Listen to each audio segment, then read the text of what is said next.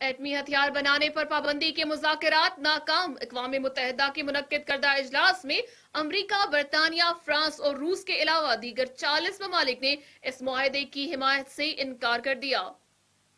ایٹمی ہتھیاروں میں روز افزوں اضافہ اقوام عالم کے امن و سلامتی کے لیے ایک بہت بڑا خطرہ بنا ہوا ہے۔ دنیا میں امن کے قیام کے لیے اقوام متحدہ کی جانب سے جوہری ہتھیاروں پر پابندی کے نئے معاہدے پر مذاکرات کے لیے اجلاس منعقد کیا گیا۔ اس اجلاس میں تقریباً 100 سے زائد ممالک کی کوشش تھی کہ معاہدے پر اتفاق رائے ہو جائے، لیکن امریکہ، برطانیہ، فرانس اور روس کے علاوہ 40 ممالک نے اس معاہدے کی حمایت سے انکار کر دیا، جبکہ پاکستان، چین اور انڈیا نے اس معاہدے سے متعلق اپنی رائے کا اظہار نہیں کیا۔ I'm a mom, I'm a wife, I'm a daughter. And so I always think of my family first, as every one of the people behind me do as well. Then we go and we look at our positions. And what are we supposed to do in our jobs? Our jobs is to protect the people in our country, keep them safe, keep the peace, and do it in a way that brings no harm. Every one of the people behind me, that's our number one goal. That's the goal of our countries. So now, suddenly the General Assembly wants to have a hearing to ban nuclear weapons.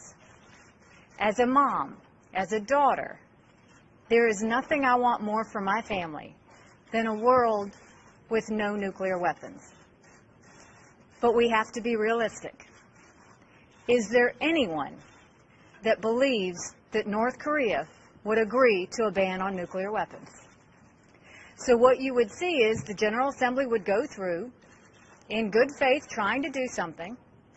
عالمی سطح پر اتفاق رائے نہ ہونے کی وجہ سے مذاکراتی عمل کو مؤخر کر دیا گیا ہے۔ جاپان نے جوہری ہتھیاروں پر پابندی کے معاہدے سے متعلق خدشات کا اظہار کرتے ہوئے کہا کہ ان مذاکرات کا اثر سابقہ معاہدے NPT پر ہو سکتا ہے۔ 1945 میں امریکہ نے جاپان میں ہیروشیما اور ناگاساکی پر جو ایٹمی حملے کیے انہیں آج تک تاریخ کے تباہ کن حملوں میں شمار کیا جاتا ہے، اور اس کے نتائج ابھی تک اس ملک کی عوام اور آنے والی نسلوں کو بھگتنا پڑ رہے ہیں۔